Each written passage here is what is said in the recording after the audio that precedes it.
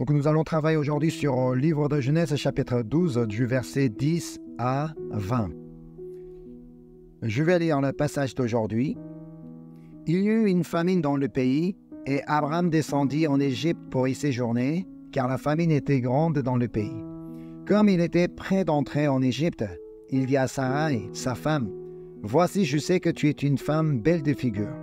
Quand les Égyptiens te verront, ils diront, « C'est sa femme », et ils me tueront et te laisseront la vie.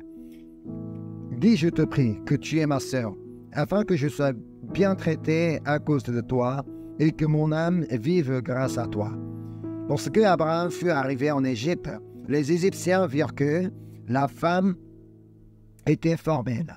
Les grands de Pharaon la virent aussi et la vantèrent à Pharaon, et la femme fut emmenée dans la maison de Pharaon. Il traita bien Abraham à cause d'elle, et Abraham reçut des brebis, des bœufs, des ânes, des serviteurs et des servantes, des ânes, des ânesses et des chameaux. Mais l'Éternel frappa de grands plaies Pharaon et sa maison au sujet de Sarai, femme d'Abraham. Alors Pharaon appela Abraham et dit, « Qu'est-ce que tu m'as fait? Pourquoi ne m'as-tu pas déclaré que c'est ta femme? Pourquoi as-tu dit, c'est ma sœur? Aussi l'ai-je prise pour ma femme? Maintenant voici ta femme, prends-la et va-t'en. » Et Pharaon donna ordre à ses gens de le renvoyer, lui et sa femme, avec tout ce qui lui appartenait. Amen. Le passage d'aujourd'hui nous raconte comme quoi Abraham est un homme de la même nature que nous. Donc la dernière fois, nous avons étudié comment Abraham a servi la foi pour obéir à la parole de Dieu, pour faire confiance en Dieu, pour adorer Dieu partout où il est et pour prier Dieu. Donc il nous a montré un bon exemple. C'est ça servir la foi, c'est ça vivre par la foi. C'est pourquoi il a pu devenir un homme de foi, même le père de la foi. Cependant, le passage d'aujourd'hui nous montre qu'Abraham était aussi un homme comme nous, un homme fragile, un homme faible. Contrairement à ce qu'il attendait au pays de Canaan, il y avait eu une famine dans ce pays. Il est allé au pays de Canaan parce que c'est Dieu qui l'a conduit jusqu'à là. Ce n'est pas Abraham lui-même qui avait décidé d'aller installer dans ce pays de Canaan, mais c'est Dieu. C'est Dieu qui lui a promis de donner donc ce pays et c'est pourquoi il était là. Mais à cause de la grande famine, il ne pouvait plus y rester. C'est ce que dit le verset 10. Il y eut une famine dans le pays et Abraham descendit en Égypte pour y séjourner, car la famine était grande dans le pays. Je ne sais pas si vous vous rappelez ce que Dieu a promis à Abraham au moment où il lui a dit de partir de son pays, de sa patrie et de la maison de son père. Ce sont les versets 2 et 3. Les versets 2 et 3. « Je ferai de toi une grande nation et je te bénirai. Je rendrai ton nom grand et tu seras une source de bénédiction. Je bénirai ceux qui te béniront et je maudirai ceux qui te maudiront et toutes les familles de la terre seront bénies en toi. » Dieu lui a dit qu'il sera une source de bénédiction. Alors il devait être une source de bénédiction au pays de Canaan. Et toutes les familles de la terre seront bénies en lui. Toutes les familles de la terre devaient être bénies en lui parce qu'il était là. Mais là où il est installé, dans ce pays de Canaan, la famine était grande. Alors, peut-être il avait du mal à comprendre la situation. Il avait du mal à accepter la situation. Alors, il décide de descendre en Égypte pour y trouver une solution.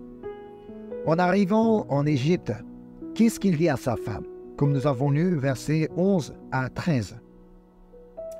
Comme il était près d'entrer en Égypte, il dit à Sarai, sa femme, « Voici, je sais que tu es une femme belle de figure. Quand les Égyptiens te verront, ils diront, « C'est sa femme. » Et ils me tueront et te laisseront la vie. Dis, je te prie, que tu es ma sœur, afin que je sois bien traité à cause de toi et que mon âme vive grâce à toi. » Il dit à sa femme, il demande à sa femme de mentir, non pas pour épargner sa vie, mais pour sa vie pour lui-même. Il lui dit de mentir parce qu'il avait peur de mourir à cause de la beauté de sa femme. C'est fort, donc il n'avait aucune idée de protéger sa femme. Donc lui, il voulait survivre, il voulait vivre, mais il n'avait aucune intention de protéger sa femme. C'est surprenant quand même. Non pas seulement sa façon de traiter sa femme, mais peut-être à l'époque, c'est comme ça que les hommes agissaient envers les femmes. Mais parce qu'il n'est plus la même personne qu'on a vue au début du chapitre. Ce n'est pas Abraham qu'on connaissait. Lorsque Dieu est venu lui dire de partir de son pays, de sa patrie et de la maison de son père, lui, qu'est-ce qu'il a fait? Par la foi, il a obéi à la parole de Dieu. Par la foi, il a fait confiance en Dieu pour partir. Par la foi, il avait adoré Dieu. Par la foi, il avait prié Dieu. Mais ce que nous voyons ici, là, il n'avait plus cette confiance en Dieu. Il n'avait plus la foi en Dieu. Alors là, il avait décidé de ne plus servir la foi. Lorsqu'il avait servi la foi, qu'est-ce qu'il est arrivé? Il pouvait obéir à la parole de Dieu, il pouvait faire confiance en Dieu, il pouvait adorer Dieu et il pouvait prier Dieu. Mais quand il n'a pas cherché à servir la foi, depuis qu'il a vu la famine arriver, tout ça, donc avec les problèmes, tout ça, il ne faisait plus de confiance en Dieu. Et il n'a même pas cherché à prier Dieu. Au lieu de dire à sa femme de mentir comme quoi elle est sa sœur pour sauver la vie, il aurait pu demander à sa femme pour confier, il aurait pu demander la prière à sa femme pour pouvoir confier leur avenir aux mains de Dieu. Il aurait pu dire à sa femme, donc on va aller voir en Égypte, mais on ne sait pas ce qui va nous arriver. Alors prions Dieu ensemble, que Dieu nous protège, que Dieu nous garde. Et au lieu de demander la prière à sa femme, lui, qu'est-ce qu'il a demandé? Il a demandé de mentir donc en Égypte. Voilà, donc dans ces mots, on ne trouve plus de confiance en Dieu et il ne s'appuie que sur sa sagesse. C'est ce qu'on peut voir. Donc, je relis du verset 11 à 13. Comme quoi, il s'appuie sur sa sagesse. Comme il était prêt d'entrer en Égypte, il dit à Sarai, sa femme, « Voici, je sais que tu es une femme belle de figure. Quand les Égyptiens te verront, ils diront, c'est sa femme, et ils me tueront et te laisseront la vie. Dis, je te prie, que tu es ma sœur, afin que je sois bien traité à cause de toi, et que mon âme vive grâce à toi. » Abraham était prêt à tout faire si c'est pour sauver sa vie. Il ne pensait pas à sa femme, donc il était prêt à tout faire pour sauver sa vie. Mais ce que nous devons savoir, exactement la même chose peut se produire dans notre vie aussi.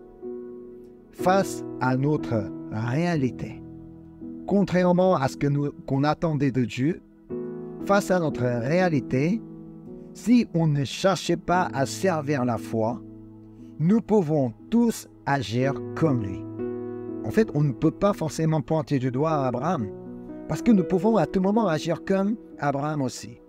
Au lieu de demander de l'aide à Dieu, on va essayer de trouver une solution nous-mêmes en s'appuyant sur notre sagesse, en nous appuyant sur notre sagesse et sur notre intelligence. C'est ce qui nous arrive très souvent. Donc, au lieu de demander à Dieu de l'aide, donc au lieu de demander quelque chose à Dieu, souvent, donc, on prend des décisions à nous-mêmes parce qu'on se croit être sage, on se croit être intelligent, on s'appuie sur notre sagesse et sur notre intelligence. Non, mais il faut savoir que la solution est en Dieu. Allons voir ce que Dieu nous a promis. On va aller voir Ésaïe chapitre 41, verset 10. Ne crains rien, car je suis avec toi. Ne promets pas des regards inquiets, car je suis ton Dieu. Je te fortifie, je viens à ton secours, je te soutiens de ma droite triomphante. Amen. Nous ne devons pas oublier cette promesse de Dieu. C'est la promesse que Dieu a donnée à tous ses enfants, à tout le monde. Donc, nous ne devons pas oublier cette promesse de Dieu face à la famine, ou que ce soit face à une grande puissance comme Égypte. Bien évidemment, nous ne pouvons rien faire nous-mêmes face à la famine, ni face à une grande puissance comme Égypte, parce que nous ne sommes que des gens fragiles et faibles. Tout de même, nous n'avons pas à craindre parce que Dieu est avec nous. Nous n'avons pas à nous inquiéter parce qu'il est notre Dieu. C'est ce que Dieu nous dit. Il est là pour venir à notre secours et il est là pour nous soutenir de sa droite triomphante.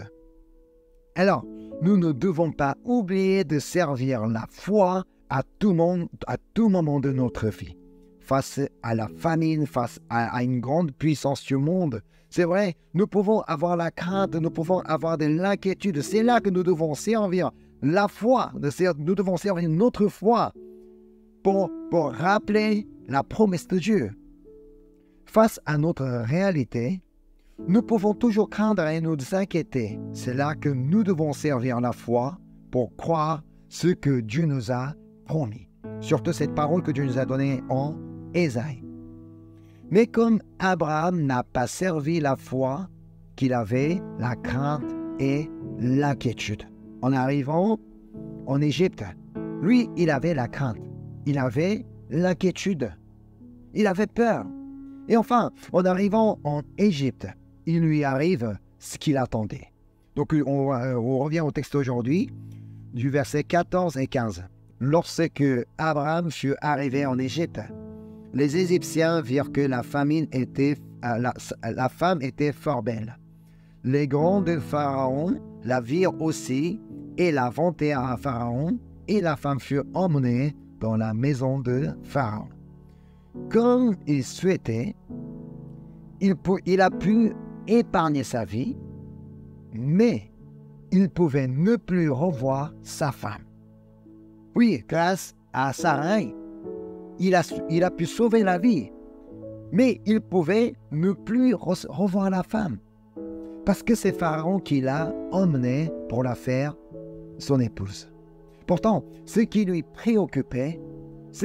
préoccupait Abraham, c'est qu'il soit bien traité à cause d'elle et que son âme vive grâce à elle. Et c'est ce qui lui est arrivé. Donc le verset 16. Il traita bien Abraham à cause d'elle, et Abraham reçut des brebis, des bœufs, des ânes, des serviteurs et des servantes, des ânesses et des chameaux. Ça veut dire Abraham a acquis la grande richesse en Égypte, parce qu'il a été bien traité à cause de sa femme, comme il a dit. Mais peut-on vraiment dire que ce soit une bénédiction? Est-ce qu'on peut dire qu'en acquérissant donc une telle richesse, on peut dire qu'il a été vraiment béni? Pouvait-il être heureux d'avoir reçu des brebis, des bœufs, des ânes, des serviteurs et des servantes, des ânesses et des chameaux? Heureux d'avoir tout ça à la place de sa femme? Un mari peut-il dire ça? Oh grâce à ma femme, donc j'ai ma richesse. Peu importe, on ne rend pas compte de ce qui va se passer pour la femme. Non, il ne pouvait pas être heureux de tout ça. Même s'il avait acquis une grande richesse, mais quand même dans son cœur, il devait s'inquiéter pour sa femme. Peut-être les gens du monde, ceux qui ne croient pas en Dieu, préfèrent avoir la richesse plutôt qu'une femme ou plutôt que Dieu. Est-ce que la richesse nous rend heureux? Peut-être nous n'avons pas connu cette richesse qu'on ne peut pas vraiment savoir si la richesse peut nous rendre heureux ou pas. Ça, on ne peut pas donner la réponse. Mais d'après les Écritures, on apprend ce qui nous rend véritablement heureux. Qu'est-ce qui nous rend heureux? Donc on va aller voir Psaume chapitre 1, versets 1 et 2. C'est un passage qui nous dit qui est-ce qui peut être heureux. Psaume chapitre 1, versets 1 et 2. Je lis. Heureux l'homme qui ne marchait pas selon le conseil des méchants, qui ne s'arrête pas sur la voie des pécheurs et qui ne s'assit pas en compagnie des moqueurs, mais qui trouve son plaisir dans la loi de l'Éternel et qui la médite jour et nuit. Ici, on ne crée pas le lien entre le bonheur et la richesse. Simplement, heureux est celui qui trouve son plaisir dans la parole de Dieu et qui la médite jour et nuit. On peut trouver du bonheur dans la parole de Dieu. Et encore, Jésus nous dit, on va aller voir l'évangile de Matthieu, chapitre 5, versets 3 à 10. Heureux les pauvres en esprit, car le royaume des cieux est à eux. Heureux les affligés, car ils seront consolés. Heureux les débonnaires, car ils hériteront la terre. Heureux ceux qui ont faim et soif de la justice, car ils seront rassasiés. Heureux les miséricordieux, car ils obtiendront miséricorde. Heureux ceux qui ont le cœur pur, car ils verront Dieu. Heureux ceux qui procurent la paix, car ils seront appelés fils de Dieu. Heureux ceux qui sont persécutés pour la justice, car le royaume des cieux est à eux. On peut comprendre que le bonheur se trouve en Dieu. C'est en Dieu que nous pouvons trouver le vrai bonheur. C'est pourquoi Psaume 144, verset 15 dit ainsi. J'aimerais que nous puissions tous confesser et proclamer de telle manière. Heureux le peuple pour qui il en est ainsi. Heureux le peuple dont l'Éternel est le Dieu. Donc, on n'impose pas d'autres conditions pour être heureux. Tout simplement pour le fait que l'Éternel est mon Dieu, que je peux être heureux. Alors, Dieu voulait qu'Abraham soit heureux pour de vrai. Là, il se croyait être heureux à cause grâce à la richesse qu'il avait acquise, mais Dieu voulait qu'il soit vraiment heureux. Il ne voulait pas qu'il s'appuie à nouveau sur sa richesse comme il faisait avant de quitter Haran. Il voulait que sa promesse qu'il avait faite à Abraham soit accomplie. Alors, Dieu agit sur l'Égypte. On revient au texte d'aujourd'hui, Genèse 12, verset 17. Mais l'Éternel frappa de grands plaies Pharaon et sa maison au sujet de Sarai, femme d'Abraham. Dieu a frappé de grands plaies Pharaon et sa maison parce qu'il voulait qu'Abraham revienne à lui et aussi pour accomplir sa promesse. Comme Sarai ne devait pas devenir la femme de Pharaon. Non, mais c'est Dieu, Père de toutes les nations. Sarai n'est pas appelée pour devenir la femme du Pharaon, mais elle est appelée pour devenir la femme de l'homme de foi, femme du Père de la foi. Tant qu'il reste en Égypte, Abraham ne pouvait pas devenir une grande nation et que son nom devienne grand, comme Dieu lui a dit. Alors, Dieu intervient sur Pharaon pour le frapper de grands plaies. Et nous savons que même chose sera produite en Égypte beaucoup plus tard, lors de l'Exode. Pourquoi Dieu a frappé l'Égypte avec 10 plaies? Pour que sa promesse soit accomplie pour la postérité d'Abraham, parce qu'il devait entrer dans le pays de Canaan. C'est exactement la même chose, c'est un peu produit. Donc avec Abraham et plus tard avec le peuple d'Israël. Donc en tout cas, comme j'en ai dit la semaine dernière, le peuple d'Israël, ce sont des descendants d'Abraham. Donc Dieu avait donné la promesse à Abraham et cette promesse a été accomplie avec le peuple d'Israël. Donc c'est pourquoi Dieu a frappé encore une fois l'Égypte pour les faire sortir de l'Égypte et pour les emmener au pays de Canaan, dont la terre promise. Ainsi, Dieu est fidèle. Ça veut dire qu'il n'oublie jamais sa promesse et il l'accomplit. Toutes les promesses qu'il nous a données, il les accomplit. D'après Pharaon, on peut apprendre que Dieu est directement intervenu pour faire connaître que Sarai était la femme d'Abraham. Donc on ne décrit pas comment la scène s'est déroulée. Mais en tout cas, d'après ce que dit Pharaon, on peut comprendre que Dieu est venu directement à Pharaon pour lui dire que ne prends pas la femme, parce que c'est la femme d'Abraham. C'est ce qu'on peut lire au verset 18 et 19 du texte aujourd'hui.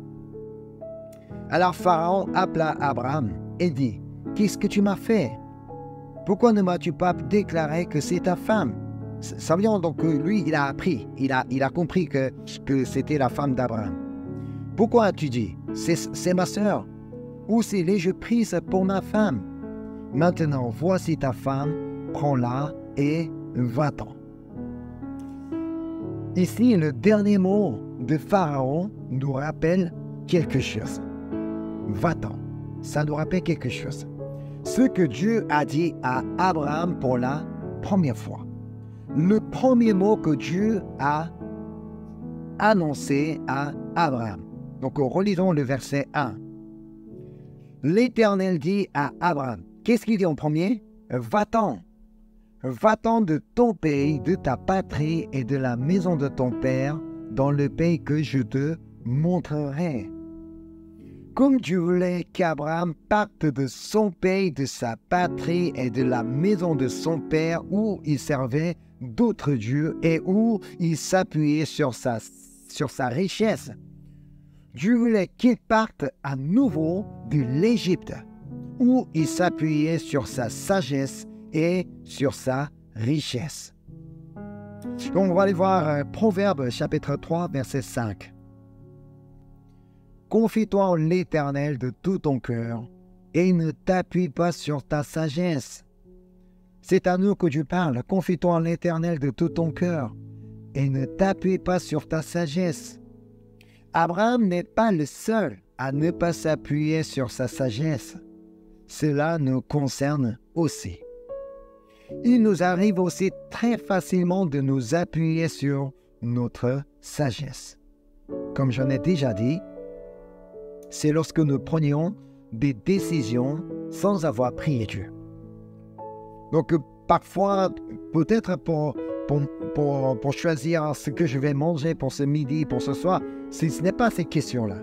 Mais parfois, donc, dans notre vie, nous avons des moments où nous devons prendre des décisions importantes pour l'avenir, pour ce que je fais dans ma vie. Mais c'est là que, est-ce que je demande vraiment l'avis de Dieu? Est-ce que je demande vraiment la volonté de Dieu? Mais parfois, donc, nous prenons nous-mêmes la décision sans avoir prié Dieu. Donc, c'est là que, si ça veut dire, donc, si on prie Dieu, là, on voudrait vraiment s'appuyer sur Dieu. Mais si on prend quelques décisions sans prier Dieu, ça veut dire là, on est en train de nous appuyer sur notre sagesse. Abraham a pris cette décision de demander à sa femme de mentir pour sauver sa vie. Parce qu'il a cru que ce soit une meilleure idée. Parce qu'il croyait être sage. Lui, il s'est dit, « Ah non, bah tiens, c'est une super bonne idée. Si ma femme n'a qu'à dire que c'est ma sœur, alors comme ça, donc je ne vais pas mourir grâce à elle, donc je vais pouvoir donc vivre tranquillement en Égypte. » Alors, il a cru qu'il a réussi à épargner sa vie grâce à son intelligence. Mais Dieu ne voulait pas qu'il reste en Égypte. Ce n'est pas là qu'il devait demeurer, parce que ce n'était pas le lieu où il est appelé pour accomplir sa volonté. Où est-ce que Dieu voulait qu'il aille? Il voulait qu'il s'installe au pays de Canaan. Même si dans ce pays-là, même s'il y a une grande famine, c'est là que Dieu l'avait appelé. Ce n'est pas en Égypte que Abraham devait habiter. Alors, par la bouche de Pharaon, il lui dit encore une fois, « Va-t'en ». Sûrement, donc, Abraham, en entendant ce mot « va-t'en », il aurait pu rappeler ce que Dieu lui a dit en premier. Dieu veut nous dire exactement la même chose. Va-t'en du lieu où tu t'appuies sur ta sagesse, du lieu où tu t'appuies sur ta richesse, du lieu où tu t'appuies sur tes proches, du lieu où tu t'appuies sur ta santé, sur ta famille, sur ce que tu as, etc. Voici ce que Dieu nous dit. Donc c'est la suite de Proverbes. Proverbes chapitre 3, du verset 6 à 10. Reconnais-le dans toutes tes voies et il aplanira tes sentiers. Ne sois point sage à tes propres yeux. Crains l'Éternel et détourne-toi du mal. Ce sera la santé pour tes muscles et un rafraîchissement pour tes os. Honore l'Éternel avec tes biens et avec les prémices de tout ton revenu. Alors tes greniers seront remplis d'abondance et tes cubes regorgeront de mou. Nous n'avons pas à nous appuyer sur notre sagesse, mais craindre Dieu qui nous donne sagesse. Parce qu'en tout cas, notre propre sagesse ne connaît que des limites, mais nous n'avons qu'à craindre Dieu qui nous donne sagesse, parce que la sagesse que Dieu nous donne n'est pas comparable à la sagesse que j'ai acquis à moi-même. Et nous n'avons pas à nous appuyer sur nos biens, mais plutôt honorer Dieu avec nos biens. Parce que ce que nous possédons aujourd'hui, c'est Dieu qui nous les a permis. C'est Dieu qui m'a donné le moyen de les acquérir. À celui qui honore l'Éternel avec ses biens et avec les prémices de tout son revenu, Dieu promet cette bénédiction. Alors tes greniers seront remplis d'abondance et tes cuves regorgeront de mou. C'est ce qui s'est passé lorsque Abraham a quitté l'Égypte. Donc on revient au texte aujourd'hui, Genèse chapitre 12, verset 20. Je lis, et Pharaon donna ordre à des gens de le renvoyer, lui et sa femme, avec tout ce qui lui appartenait. C'est vrai, donc Abraham a été renvoyé de l'Égypte, mais avec tout ce qui lui appartenait. Lorsque Abraham a décidé à nouveau de s'appuyer sur Dieu, il pouvait quitter l'Égypte avec la richesse qu'il avait acquise dans ce pays. Lui, peut-être il ne croyait pas, il n'attendait pas ça. Mais lorsqu'il a pris la décision de s'appuyer à nouveau sur Dieu, il a pu quitter ce pays avec la richesse qu'il avait acquise dans ce pays. En aucun cas de notre vie, nous ne devons jamais nous appuyer sur notre sagesse ni sur ce que nous possédons. Nous devons plutôt nous appuyer sur Dieu à qui appartient la sagesse et la richesse. C'est la question de priorité. Mais parce que comme nous vivons dans le monde, ce que nous voyons en premier, c'est peut-être la sagesse et la richesse. Non. Nous devons nous appuyer sur Dieu à qui appartient la sagesse et la richesse. C'est Dieu qui nous donne la sagesse, c'est Dieu qui nous donne la richesse. Et enfin, Abraham n'était pas un homme particulier, différent à nous, qui est le seul qui pouvait devenir l'homme de foi, le père de la foi. Non, il était comme nous. Il était quelqu'un fragile, qui pouvait à tout moment tomber. Il avait de la même nature que nous. Cela veut dire que nous pouvons aussi devenir hommes de foi et le père de la foi pour nos descendants. Même si nous sommes fragiles, même si nous sommes faibles, ça ne nous compte pas. De toute façon, nous ne sommes que fragiles. C'est pourquoi nous devons nous appuyer sur notre Dieu tout-puissant. C'est pourquoi nous avons besoin de nous appuyer sur notre Dieu tout sage, donc omniprésent. Abraham n'est pas le seul qui peut le devenir. On peut aussi le devenir. Pour le devenir, nous devons constamment servir notre foi pour obéir à la parole de Dieu, pour faire confiance en Dieu et pour adorer Dieu et pour prier Dieu et pour nous appuyer sur Dieu. Donc nous devons constamment utiliser notre foi. Sinon, on oublierait très facilement de nous appuyer sur Dieu. On continuera à nous appuyer sur notre sagesse, sur notre intelligence, sur ce que nous possédons dans notre vie. Ça veut dire donc que nous devons vivre par la foi et tout faire par la foi. À chaque moment de notre vie, nous devons tout faire et nous devons vivre par la foi. Même si nous sommes en face de la grande famine, même si nous sommes en face de la grande puissance du monde, c'est vrai, nous-mêmes, on ne peut rien faire. Mais nous pouvons, malgré tout, nous pouvons être heureux parce que nous avons notre Dieu tout-puissant sur qui nous pouvons nous appuyer et tout confier. Parce que dans cette famine, devant cette puissance du monde, je ne suis jamais seul. Comme Dieu nous a promis en Ésaïe, Dieu est là avec nous. Dieu est là pour venir à notre secours. Il est là pour nous soutenir avec sa main droite triomphante. C'est pourquoi on peut être heureux. Notre bonheur ne dépend pas de ce que notre condition de vie, ce que nous possédons dans notre vie. Non. Tant que nous avons Dieu à qui tout appartient, nous pouvons être heureux. Alors, parce que c'est Dieu qui aplanira nos sentiers. Nous n'avons qu'à reconnaître l'Éternel dans toutes nos voies et c'est lui qui aplanira nos sentiers. C'est pourquoi rien qu'en Dieu, parce que rien pour le fait que Dieu est notre Dieu, nous pouvons être heureux. Et alors, donc je voudrais que nous prenions la décision de nous appuyer sur Dieu. Ne jamais nous appuyer sur notre sagesse, sur notre richesse, sur ce que nous possédons dans notre vie. Non. Continuons à nous appuyer sur Dieu. Et c'est Dieu. C'est parce que c'est en Dieu que tout appartient et que c'est lui qui aplanira nos sentiers.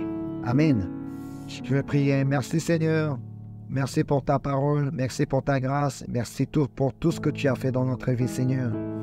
Comme nous avons appris avec le cas d'Abraham, nous ne voulons jamais nous appuyer sur notre sagesse, ni sur notre intelligence, ni sur notre richesse, ni sur ce que nous possédons actuellement, Seigneur. Nous voulons simplement nous appuyer sur toi, parce que la sagesse et la richesse appartiennent à toi, Seigneur. Et tout appartient à toi, Seigneur. Alors, tu es le seul dont nous avons besoin dans notre vie, Seigneur. Nous voulons continuellement nous appuyer sur toi et nous voulons continuellement servir notre foi pour t'adorer, Seigneur, en toutes circonstances, pour te prier, Seigneur, et pour faire confiance en toi, Seigneur, et vraiment pour nous appuyer sur toi, Seigneur.